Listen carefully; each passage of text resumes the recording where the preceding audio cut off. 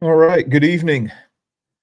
Hope that everyone is doing well. I don't have any fancy video intro or anything this evening. Again, I'm out on the road. I decided to do this literally about 30 minutes ago. So anyway, hope that everyone is doing well. Uh, Kind of wait for a few more people to roll in here. I've been spending a lot of time on the road here lately. Um, on my last trip for a little while. Um, so after this, I get to go home and stay there for a little bit for a change. Um, oh man, we just got a ton of people rolled in here. All right, so um, yeah, I guess maybe I'll just kind of tell you what I'm doing right now. Um, in Washington D.C. at the moment, had kind of a unique opportunity pop up. Um, there was a few friends of mine who reached out and said that their grandpa was going to be going on an honor flight and asked me if I would be willing to go along and do some filming and document it.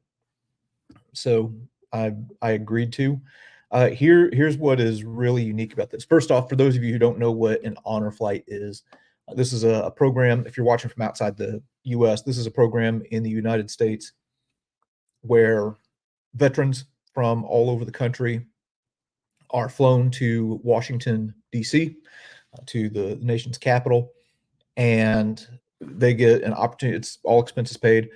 They get an opportunity to travel with other veterans and to go see like the different monuments and things like that.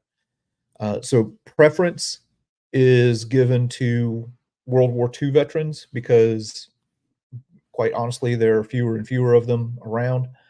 And then Korean War veterans, and then Vietnam, and then start to see some like Gulf War veterans and things like that that are going on these honor flights. It's a great program.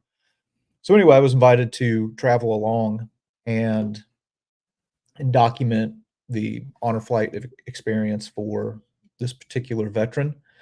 Here's the deal: this man is 106 years old.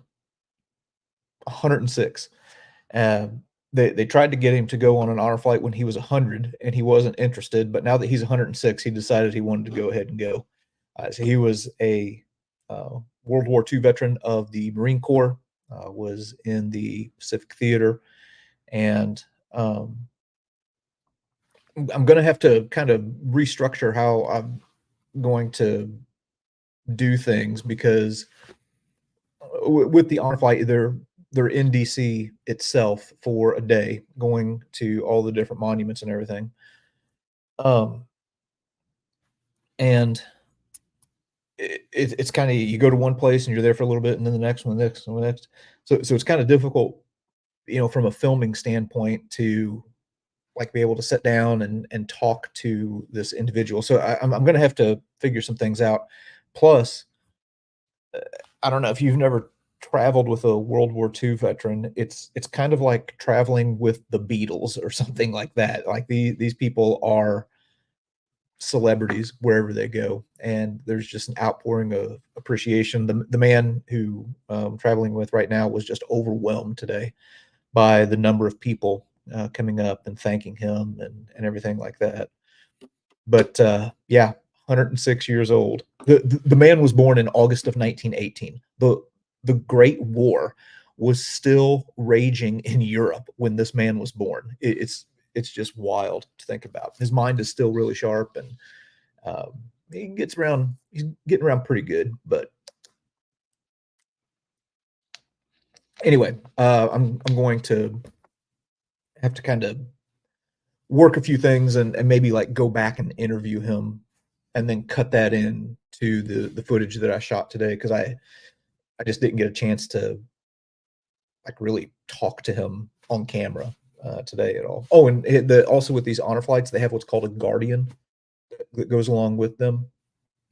So somebody who kind of, travels with them and stays in the hotel room with them and, you know, sees to their needs and all that kind of stuff. Um, the man who traveled with this World War II veteran was his grandson, who is also a Marine Corps veteran and fought in Iraq. So it's kind of a neat experience. But anyway, so I'm just in DC overnight, and um, yeah, doing that. All right, we'll go back and catch a few questions here. I'll do my best to get to all these. Sometimes when I'm doing these live chats, it gets a little bit crazy, but I'll do my best. How hot and humid was Guadalcanal? Let me tell you something. I have I have an all new appreciation for the men who fought on that island. So for those who don't know, I just got back from Guadalcanal. That's going to be an upcoming series. Went down there with Dave Holland from the YouTube channel Guadalcanal Walking the Battlefield, which is a great channel. Dave probably knows more about the Battle of Guadalcanal than any other living historian today.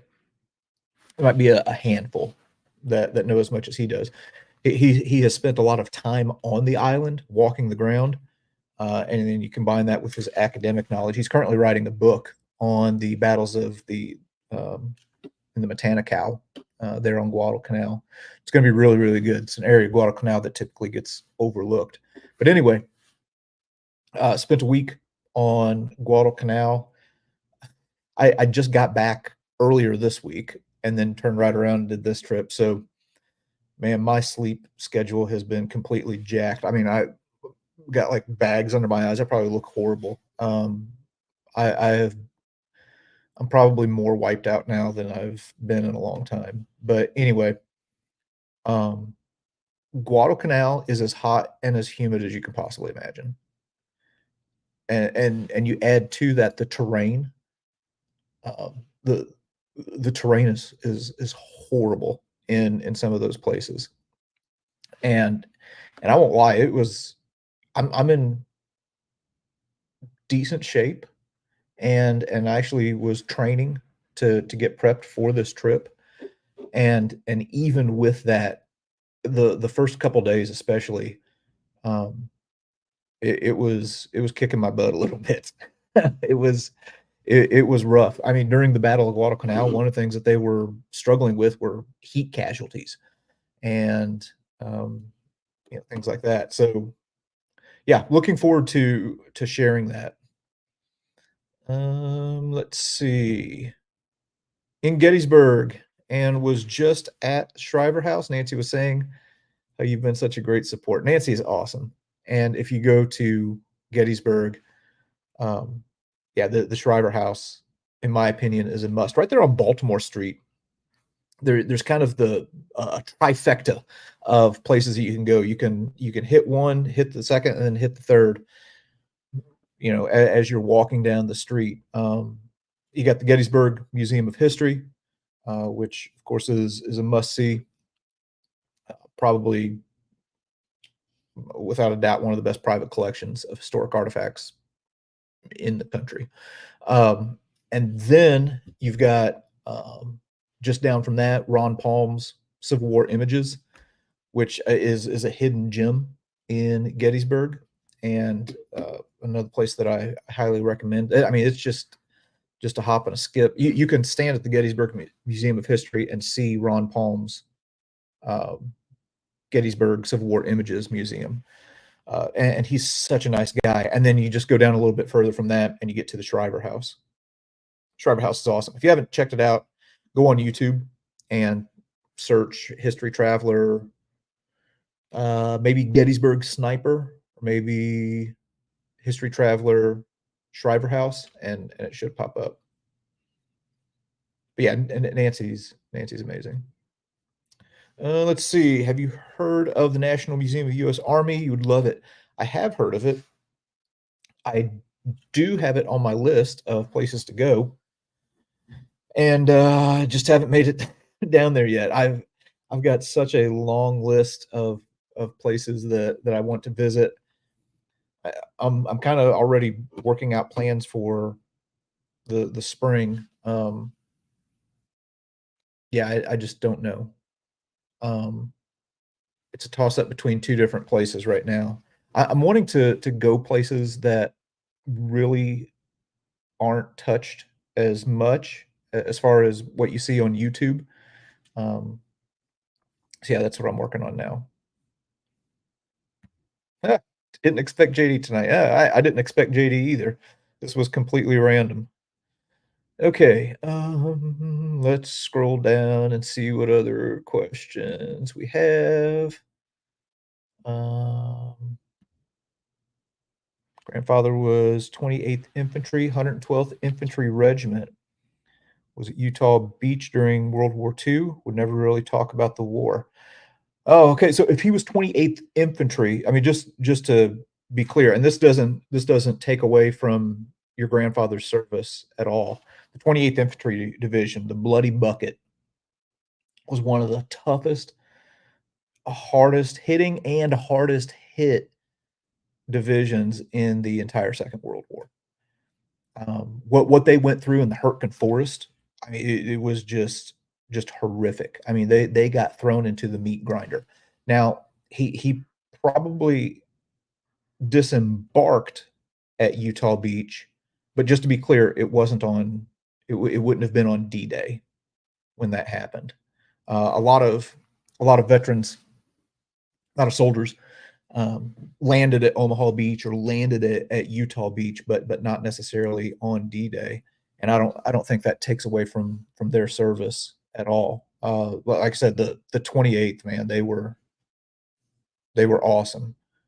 Got hit hard. I mean, just if you watch my series on the Hurtgen Forest, you can see right where they fought. So I don't, Mark, I don't know if you've seen those videos or not, but you can. I've got videos talking about the 28th at the Hurtgen Forest, and those poor guys got pulled off of the line, got put into a rest area just outside of Bastogne, which was supposed to be kind of a quiet place where there wasn't going to be any problem, and boom, they got hit again during the Ardennes offensive, starting in December of 44.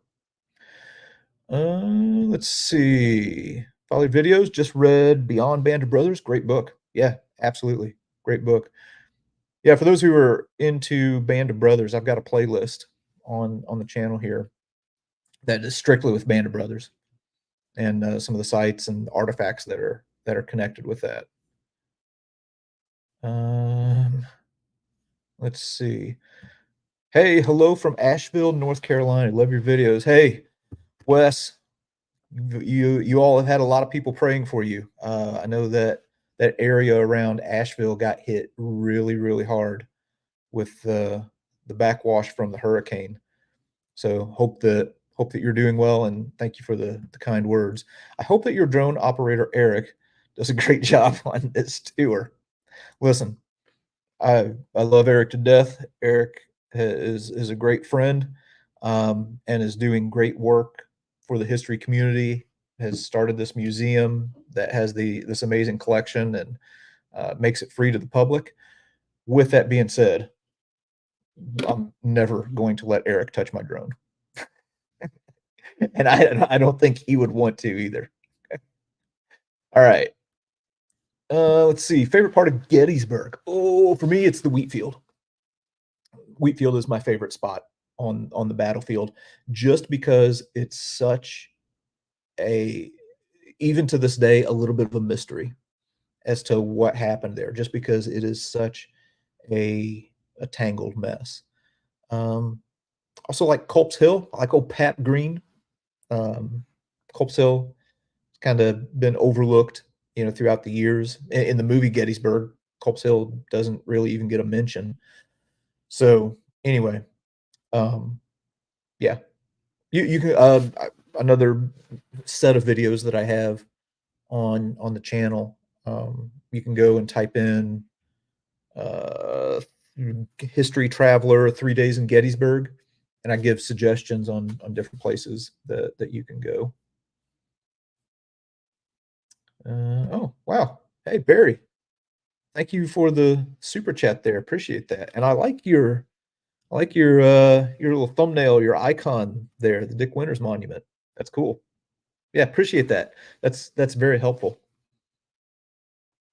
So with this, that kind of just reminded me of something. Um,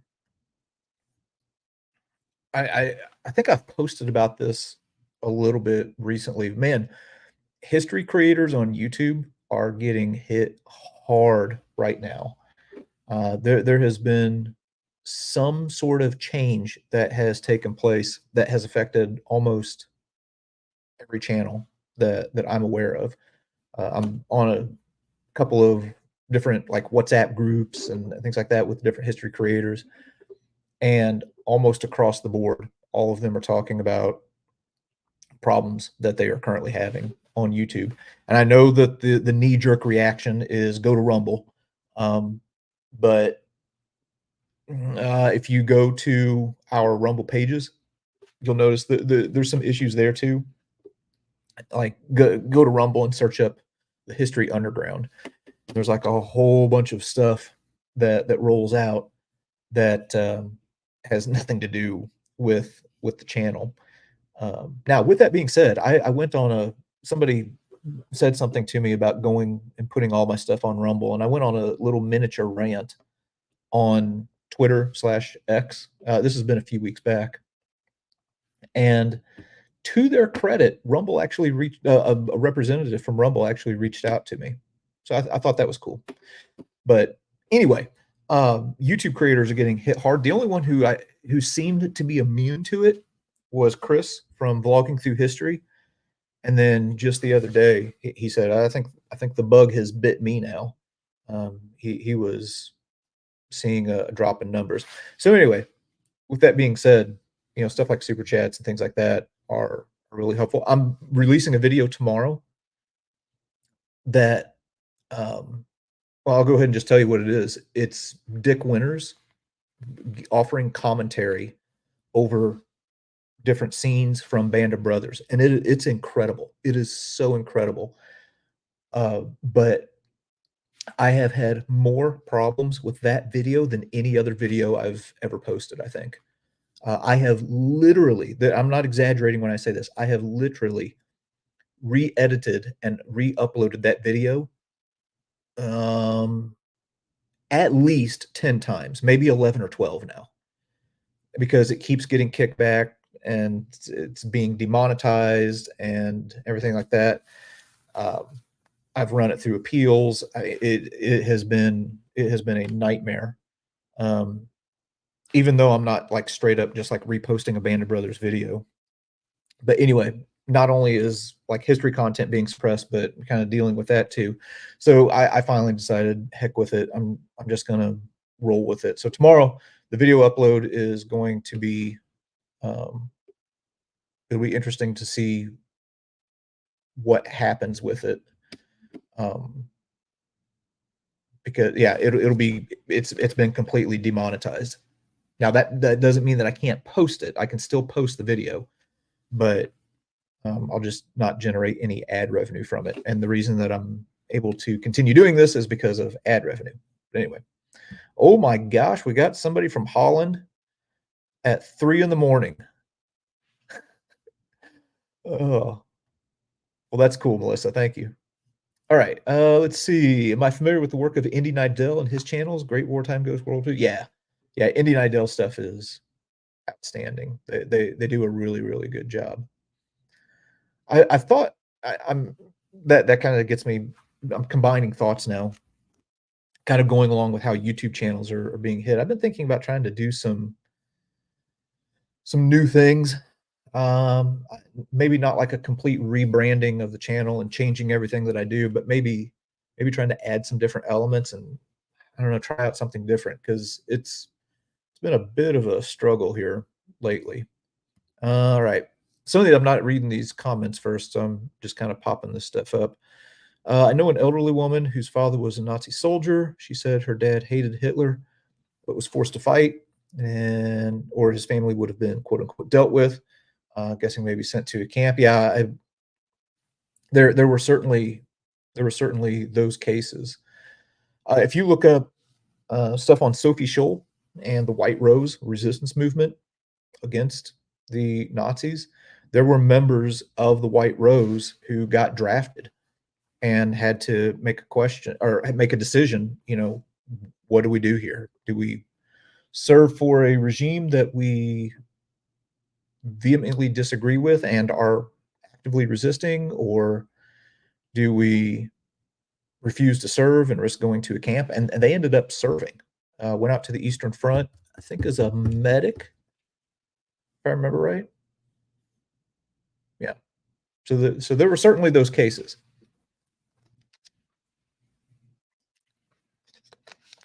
but there were also a lot of cases of people who enthusiastically followed as well. Oh my gosh, we got 6 questions Links in here. Shriver House is awesome.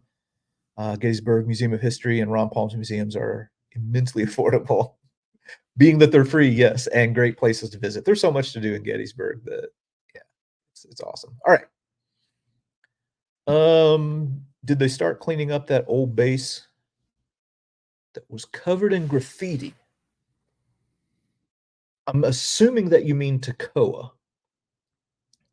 Uh, so if you are referring to Toccoa, that ended up being a great disappointment. Like, we went and cleaned that place up, and then I don't want to throw anybody under the bus here. So the locals there in Toccoa are great, but there were some people who, not the history people, they're awesome, but there were others who were raising a stink about implementing measures that would be necessary in order to protect that place. So I don't know. Oh, okay, here we go. Purchase Fierce Valor. Awesome. It's a great book. Okay, another question. Will you be creating another Civil War battlefield series, possibly Virginia, North Carolina? The answer is yes. I have plans. As a matter of fact, I just bought a couple books before I left for Guadalcanal, and so I'm getting ready to run a World War One series on the Battle of Arras, and then after that is probably going to be Guadalcanal, unless I film a few other episodes in between that might fit in. But then after that, so we'll be on World War One for a little bit, and then World War Two for a little bit, and then um, I'm wanting to do a Civil War series. One idea that I've had is doing something in the Trans Mississippi Theater, so like Missouri, Arkansas, just because that's an area that gets, I mean, next to no attention. But I would love to get out to Virginia and North Carolina and shoot some stuff out there. And then my mind is just all over the place with ideas all the time. So I'm already thinking ahead to next year. It's going to be the 250th anniversary of the Declaration of Independence. So I'm wanting to do some Revolutionary War stuff. Yeah. Okay. Let's see. Oh, still a great supporter of the channel. I don't know if she's still watching, but she's awesome. Okay, let's see. Oh, here we go. As a Canadian, I would like to thank you for the piece you did about the Canadians in World War II and the atrocities that were done to them. Appreciate the piece that you did. It was amazing. You know what? Those videos that I did on the Canadians in Normandy, I I got such an outpouring of appreciation from the Canadian viewers about that. Like, I can't recall another time when I've had so many people who were so appreciative about, like, one particular topic or video. So yeah, that, I appreciate that, and if you are into, um, Canadian history, there's gonna be some more coming up very soon. Oh, yeah, here's another one from Lentz. Appreciate the video about PTSD and World War II. PTSD and the Civil War is developing into one of my interests. Yeah, I would love to learn more about the impact of the Civil War on the mental health of soldiers. And one thing that I've thought about before is like the connection between the Civil War and the violence in the Old West, if there's a connection there at all. And where I'm drawing that from is really the guy who might be considered the original Old West outlaw, Jesse James. Uh, Jesse James has this horrific experience as a young man, surrounded by the violence of Bleeding Kansas, surrounded by the violence of the guerrilla wars in Missouri, and stuff with Quantrill's Raiders, and it's made me wonder if there, I would have to go back and do some more research on it. Maybe somebody's already done this work, and I'm just not original at all. But wondering if there's any kind of connection between the how would I phrase it? The comfort that individuals got with being violent in the Civil War, if that carried over into the violence of the Old West, or if it was just going to be violent anyway. Anyway, the video that he's referring to is the one that I released yesterday. Man, and YouTube will rank your videos as far as how it's performed against the past 10. So if you have a really good video, it'll say, hey, this is performing at number 1 out of the past 10, or it's mid-range, it's number 5. That one, unfortunately, is at the bottom of the barrel. It is 10 out of 10. And I was, well, of course, you're always disappointed if a video doesn't perform well. But I really was hoping that one was going to maybe get some traction, because I think it's so important, and it is really interesting. It's not original content. If you don't know what I'm talking about, I recorded a video on my phone earlier today that I'm gonna, I don't know, maybe post after this live stream is finished. But it's not original content. It's an old film that was made right after World War II it's called Let There Be Light, and it deals with the treatment of soldiers who were suffering from what they called at the time combat fatigue or battle fatigue. We would call it PTSD today, shell shock in World War One, and it is so good, so good.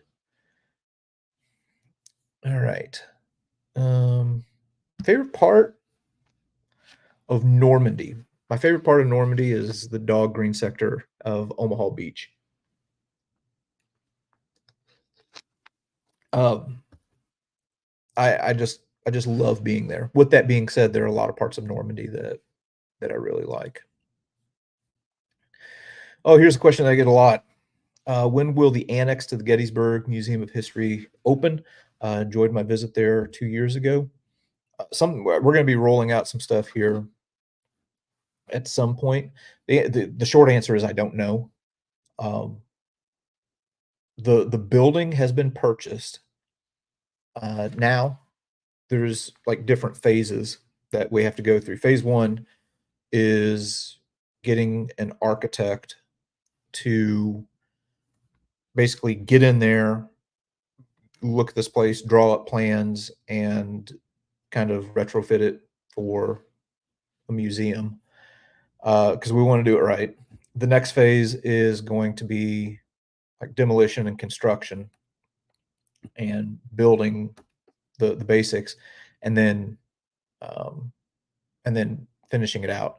And this is going to be a massive spending project, and it's honestly going to be beyond us. Here's what a lot of people don't know: uh, the the museum as you see it today.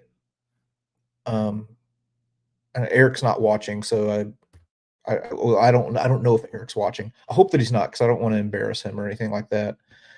That museum was built by Eric, like with his own money that he has earned, and he could charge people to get into that thing. And I also know some of the stuff that's not on display that will be at some point, and it is world class. And he has built that thing with his own money and made it free to the public. The building that was purchased for the expansion, There was no fundraising. There was none of that. Like, Eric invested in that himself, but it's kind of gone about as far as we can take it. So we're gonna need some help, honestly, if I'm just being blunt. So we're kind of working on that. Oh, look at Tom. Tom's got jokes.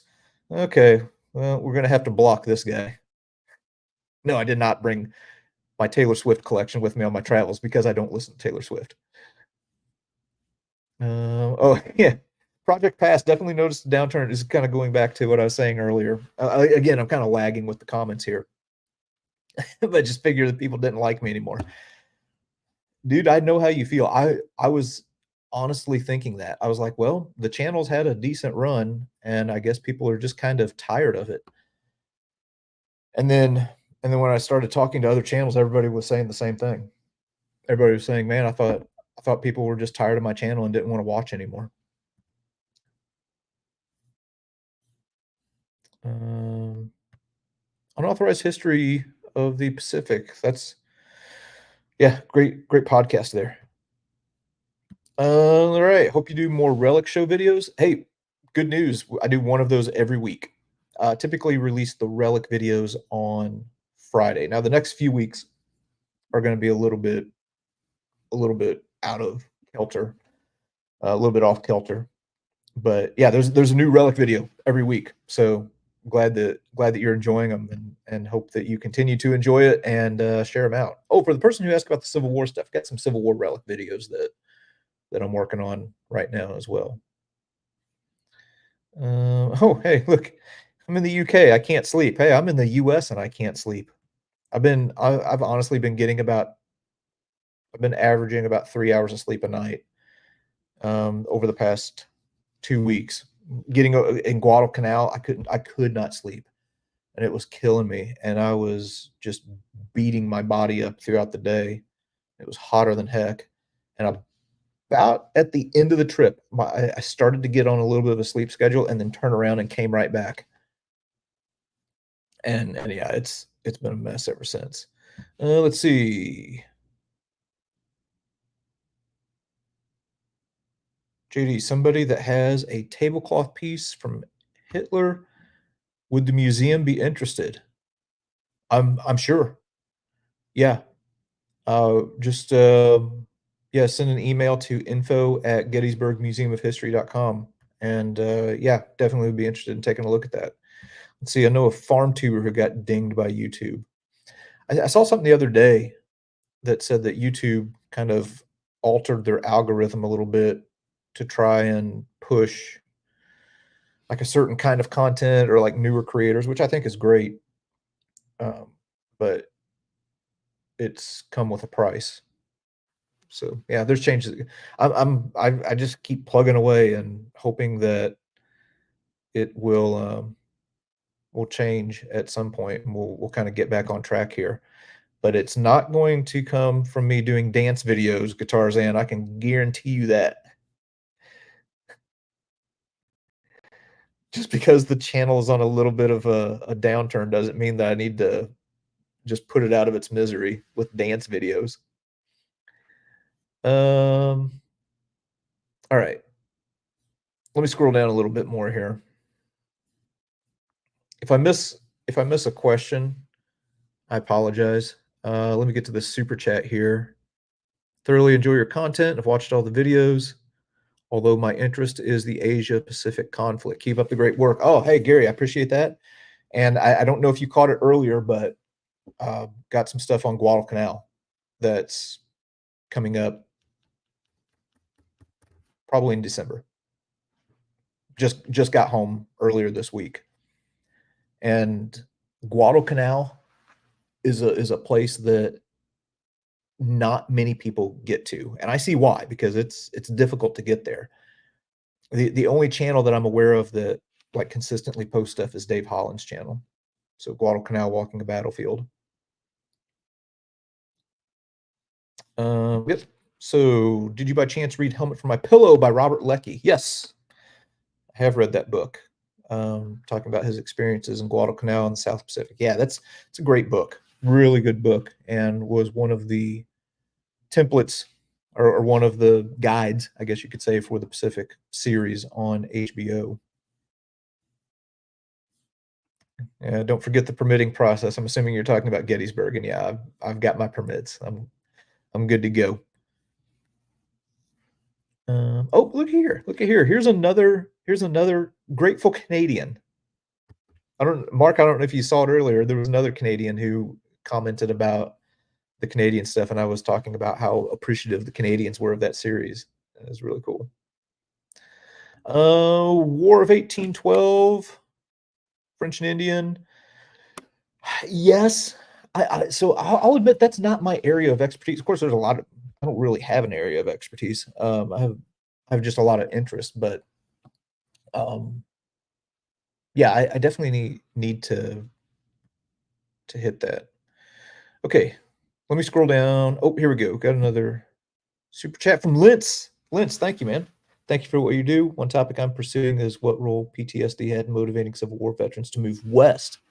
Have to test first, though. I would really be interested in chatting with you about that. Yeah, because I would again that's a connection that if somebody's tried to make it, I don't know. So you should research it and write a book and give me a free copy. Let's see. Did any particular event or era got me interested in history? Probably the first thing that really got me interested in history was listening to my grandpa's stories about growing up in the Great Depression and then going off to fight in the Korean War. So that was one piece of the puzzle. Um, my dad was really into the history of the space race, so I was constantly watching documentaries with him when I was younger. So that's another element. And then now this is gonna sound weird, and somebody mentioned this at one point, and I was like, "You know what? That is kind of my story as well." Another thing that kind of got me into World War II history was Raiders of the Lost Ark. Um, I watched Raiders of the Lost Ark when I was, gosh, maybe 7 or 8 years old, and yeah, that whole thing really kind of got me into World War II. My grandpa on my dad's side was in World War II. He was up in the Aleutian Islands and talked about it a little bit, so I would look at pictures. But that's also something that really kinda got me into the war history and stuff like that, is sitting down with my grandpas and looking at old pictures and stuff. Oh, here we go. Lisa, the channel's not on a downturn with me, my favorite channel on YouTube. Appreciate that. Lisa has been such a great supporter of the channel over the years. Okay, new I am is a good question. I'm a new World War II collector. Do you have any tips? Yes.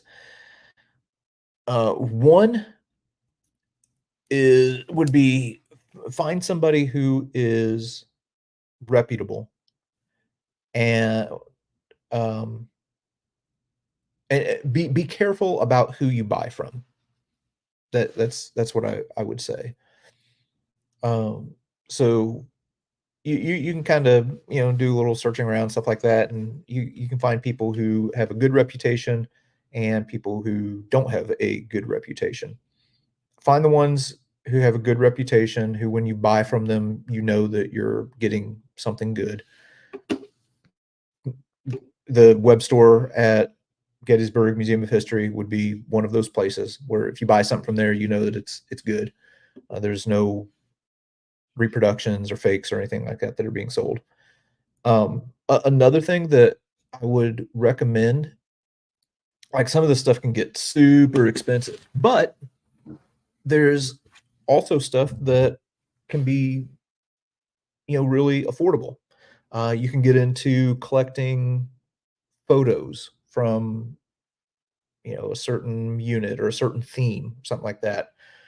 You can collect patches. Now, patches can get expensive, but they can also be very affordable too. You can get into some of the rare ones, and they can get a little pricey, but that's something that you can collect and enjoy. and then look up those units and learn more about the history.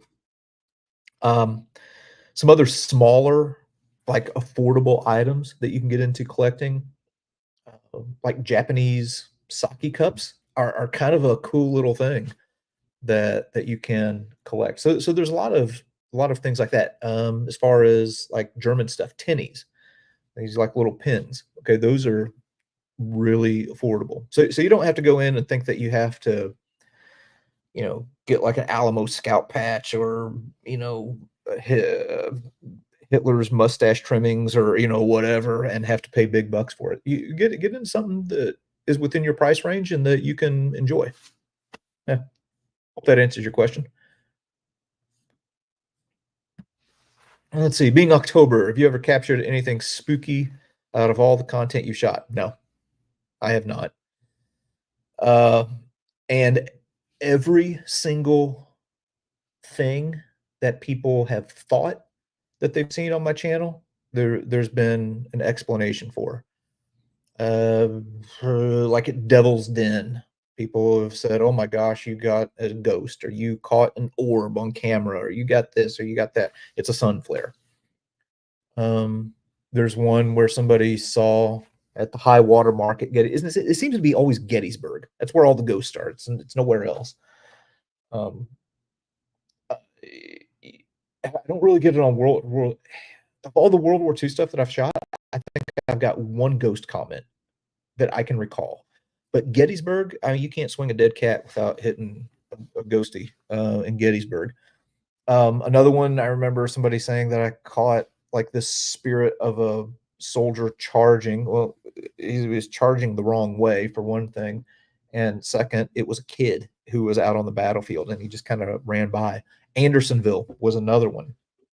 If you go back and watch my Andersonville video, there's one part where I was filming a slow motion shot and the doors are opening up or something, and right in the crack of the door, between the door and the frame, at the last second, you see like a shadowy figure that moves by. And I had people losing their minds about that clip because they said that I got the ghost of some Civil War prisoner down there at Andersonville. It was my son getting in the shot. So all of that to say this, there's been an explanation for everything. I've never, uh, no, I've never caught anything. I've never seen anything. I've never heard anything. Nothing.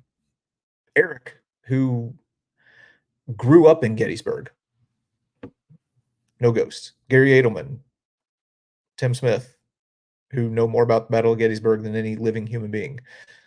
None of that. So anyway, I hope I didn't land a little heavy on that question. So uh, yeah. Do you plan on anything? Battle of Stones River, Murfreesboro? Yes, because here's another idea that I had of a series to do some point at some point. I have my great great grandfather was in the 27th Illinois Regiment, and I really want to follow his path and go to all the battles that he fought at. He was wounded, Missionary Ridge, caught a piece of shrapnel in the lip that took him out for a little bit. But anyway, Stones River is one of those battles. Okay. Hey, first off, thanks for the super chat, Eric. I appreciate that. Definitely helps out. Would you ever consider doing some episodes on early USA colonial history? Would be a nice change. Love your content. Keep up the great work. Yeah. Yeah, I would. I would love to do that. Would love to do that. See, do I like Goodfellas? It's not bad. It's it's been a long time since I've watched it, but it's okay. Let's see. You did videos about James Buchanan, but you didn't go to his birthplace in Pennsylvania. Why is that? There's only so much time that I have. So yeah, I just wasn't able to hit it. Hey, heading to Gettysburg last week of October, hitting the museum, Shriver House, and then on the Flight 93 Memorial. That's a great plan right there. That'll be a good trip. Hope you enjoy it. While you're in Gettysburg, um, my favorite one of okay, Sit here and think about it for a second. This is on my 3 days in Gettysburg videos. Uh, if you're looking for places to eat, Hoofin and Fowl is a good one. I eat there every single time I go to Gettysburg, and also Gettysburger for a like a really good burger. I like those places. All right. Anyway, that's beside the point. Let's see. What's this one? Thank you for inspiring our family vacation to Germany and Austria this past summer. Oh, awesome. You sparked my interest in World War II. Channel's incredible. Hey, I appreciate that. Yeah. And I'm um, glad that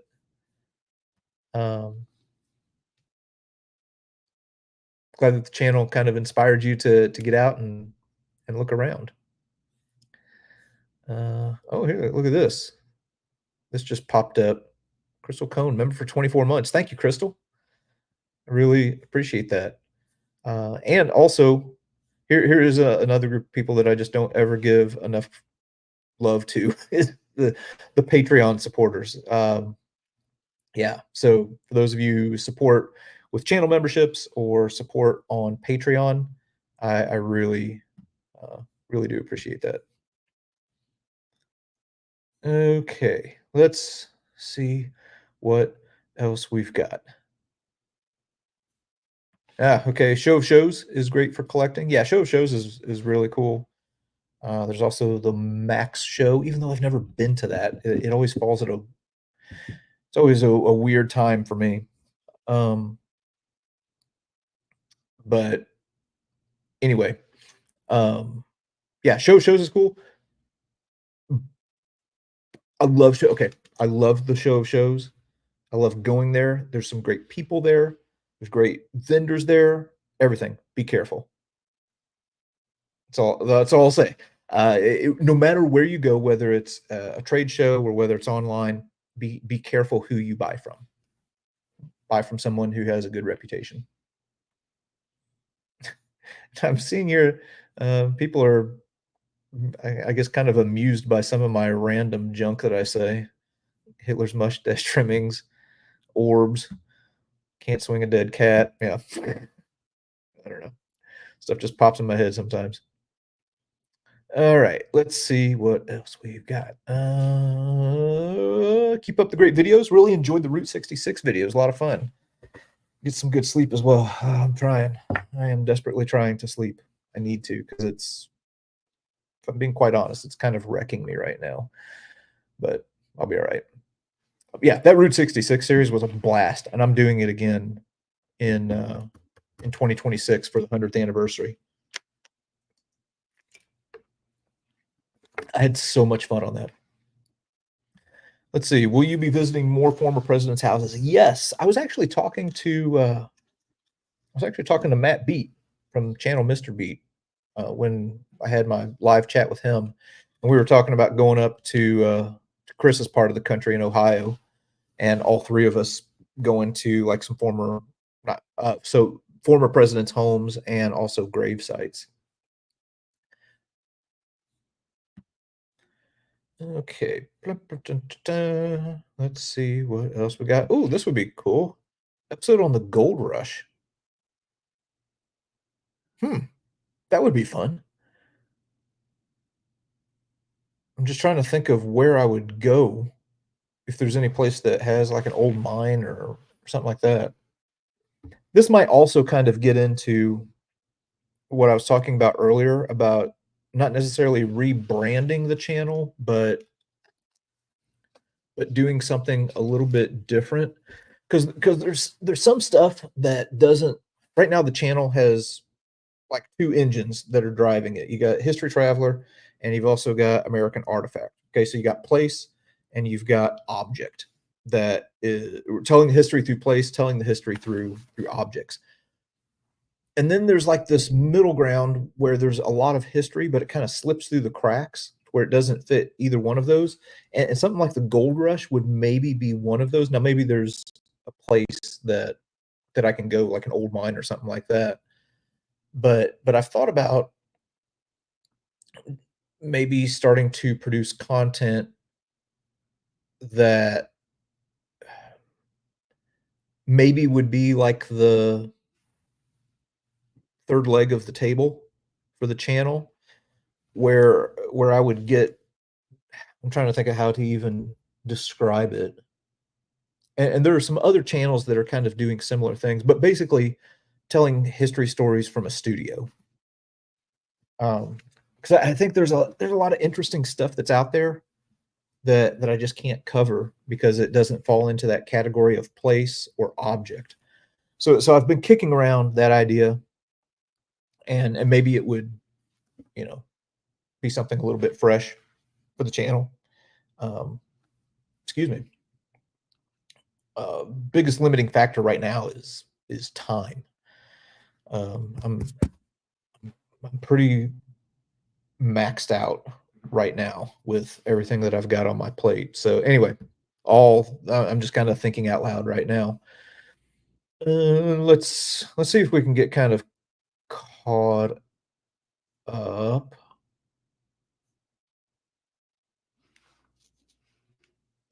Um,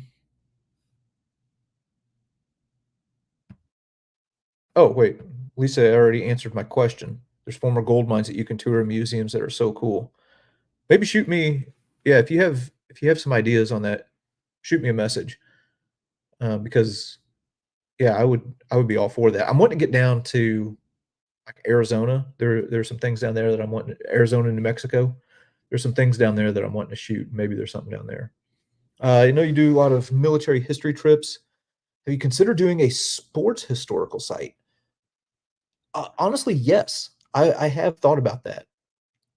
Um, and I don't know if there's anything really to see. One that I kicked around the idea of trying to do some stuff was in Munich, to go along with the '72 Munich games and the terrorist attack there.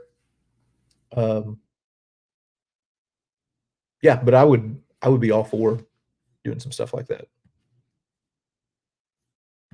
See, would I go back to Springfield to visit Lincoln's house? That's probably when I do my Route 66 Part 2 series in a couple of years, that'll be one of those stops. Let's see, do you like Fort Stockton or Fort Davis? I haven't been to either one of those, so I can't comment on that one. Any plans to go to Chickamauga? Yes. My great-great-grandpa, I was talking about a possible series, following in his footsteps. Chickamauga would be on that list because he fought at Chickamauga. And that is that I'm gonna have to spend some time on that one because that is a very confusing battlefield for me. I need to really get my head wrapped around that one. Went to the Museum of Infantry in Columbus, Georgia the other day. Great museum. Yeah, I was down there and had intentions of going, but that was a few years back, and it was I hate even saying the word COVID, but, um, yeah, it was closed down because of that. Plan on doing anything in Vietnam or Vietnam War history? Rebecca, it's funny that you mentioned that because we did an artifact video not too long ago talking about like special forces patches and everything like that. And that sent me down this dadgum rabbit hole on the Vietnam War. And the more I kept digging into it, the more interested I became. And all of a sudden, I was like, "Dadgummit, I need to go to Vietnam." So I have actually been thinking very seriously about that. Um, maybe can I do a poll on here? Is it possible to do polls? I probably can, but I'm just too dumb to figure it out. I need to do a poll and maybe kick out some options. Like if it was obscure World War II site or Vietnam, like which would you prefer? I'm looking on this thing. Can I do a poll on here? Yeah, oh well. Maybe I'll do it some other time. But I am and when I'm very seriously thinking about Vietnam, and when I started going through YouTube looking for videos of anybody who kind of does things similar to what I do as far as, like, going to places and talking about the history and pointing the camera at themselves like an idiot, uh, I didn't find much on Vietnam. So I thought, "Well, maybe I can do it." Okay. Ba, ba, ba, ba, ba. I still disagree with your coleslaw stance, but I enjoy watching your channel. Hoping we get stationed in Europe next to explore. Oh, that would be awesome. And, man, a fan of coleslaw. I will pray for you.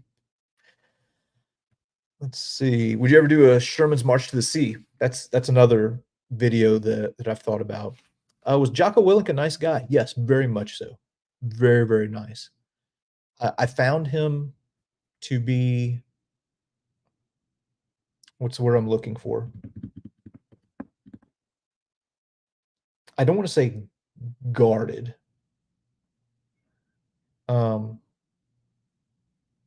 at first, he is very much a, this is my own personal impression of him, very much a man of few words and, pretty stoic. But then as you get to know him a little bit more and uh, get to talking to him more, you know, I'm trying to think of the right words. Kind of loosens up a little bit, but I mean, an absolute professional, super nice guy. You'll never find me saying anything negative about Jocko. Now, just to be clear, the only time that I spent with him was a limited amount of time on on the Little Bighorn trip, and it was with a larger group. I've spent a lot more time with his partner at Echelon Front, Leif Babin. So if you go to Echelon Front's YouTube page, they have leadership lessons in history, and Leif Babin is the guy who's doing that. And Leif, he's the guy who co-wrote the books with Jocko, and him and his family are just top tier people, and got to spend some time with them, showing them around Normandy, and then you know message back and forth with them, from time to time, and yeah, just great people. JP Donnell has the JP Donnell podcast. He's another one on their team. Just a great guy. Okay, let's. I feel like I am way, way behind.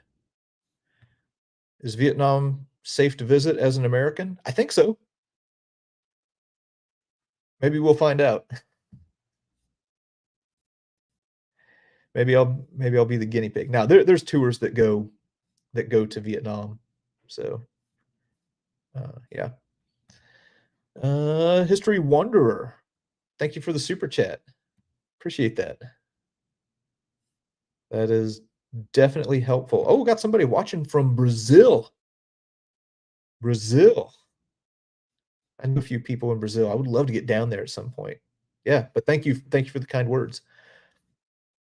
It always amazes me the reach that this channel has had, and it still blows my mind when I see people saying, "Hey, watching from South Africa, watching from India, watching from Brazil." It's yeah, it's humbling.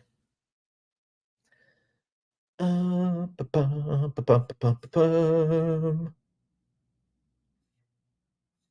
Can I do a video on World War II cars?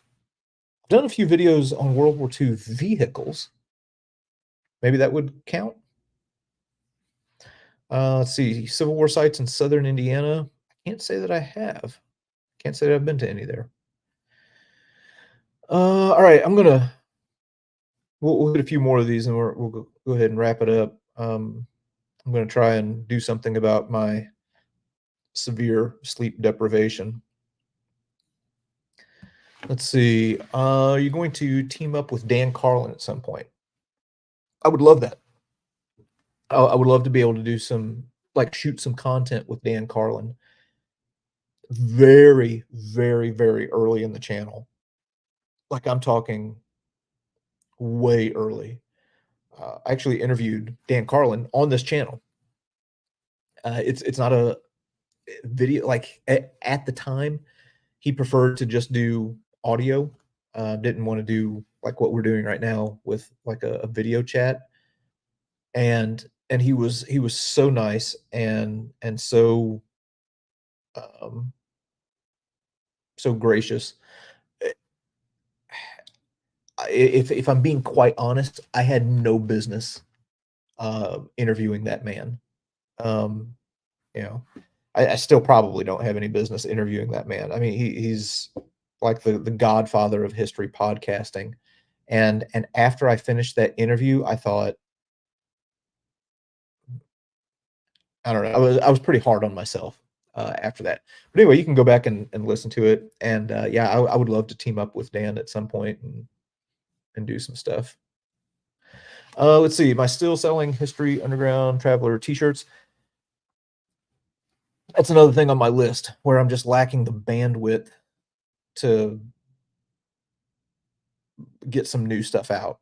Um, I've got some ideas. I need to find a really good graphic designer and do something that I don't do well, which is delegate work to other people.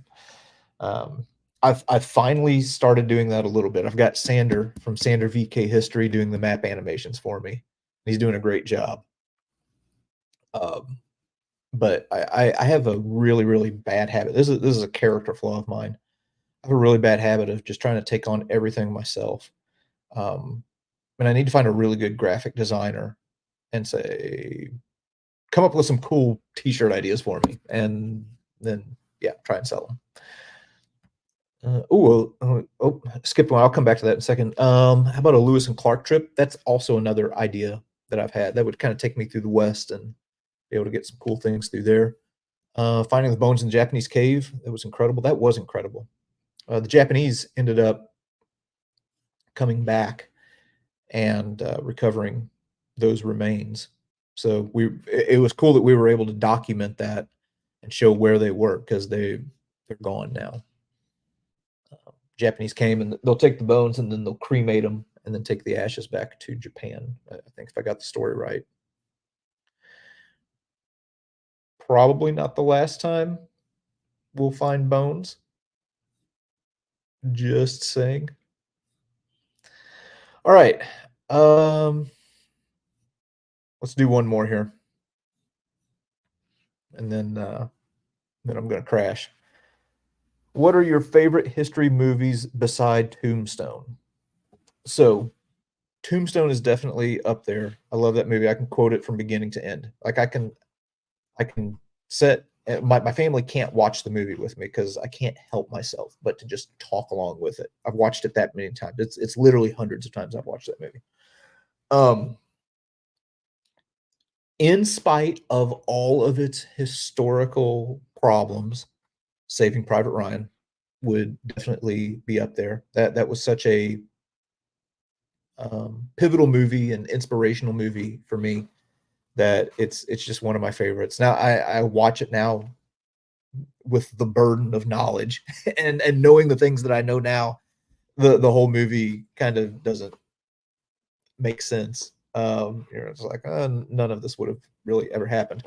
But I still love the movie and it's still one of my favorites. Other historically based movies that are my favorite.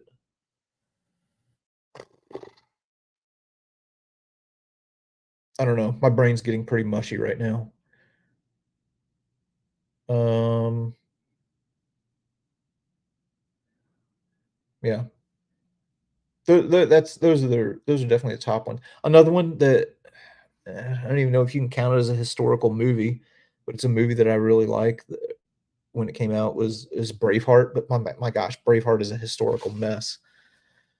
Um, but but yeah, I really like that. 1917. If we're looking for something that's a little bit more modern, like into the 2000s. Yeah, I really, really like 1917. And the Netflix version of All Quiet on the Western Front is another one that I really liked. So anyway, somebody said Master and Commander. This is I People are gonna hate me forever for having this opinion. Man, Master and Commander was one that I just never could get into. I went and watched it at the theater, and I fell asleep. It's the only movie I've ever gone to the movie theater and fell asleep during the movie. And then after I thought, I was doing a little self-reflection you know, when I heard people talking about what a great movie was and how accurate it was, and I thought, "You know what? Maybe I was just having a bad day." Because 'Cause I've done that before. I've watched movies when I'm just having an off day, and that ends up getting projected onto the movie. So I watched it again, and it was better, but it still was just I don't know, just didn't hit that nerve for me. And Dunkirk I also like. Yeah. Um, but anyway. Okay, so, um, new video tomorrow. We'll see how it does. It's a demonetized video, so I don't know if YouTube will push it out or not. I don't know. Like I said, it's been a weird time to have history content on YouTube. But tomorrow's video will be looking at it's it's it's Dick Winters providing audio commentary describing what he is seeing during select scenes of Band of Brothers, and it's incredible. It is so stinking cool, and I hope that people enjoy it. Um, hey, appreciate all of the support and all of the kind words and what you all do to support this channel and to share it with others. And yeah, we'll just continue plugging away. So yeah, thanks for hanging out with me for an evening. All right, have a good night.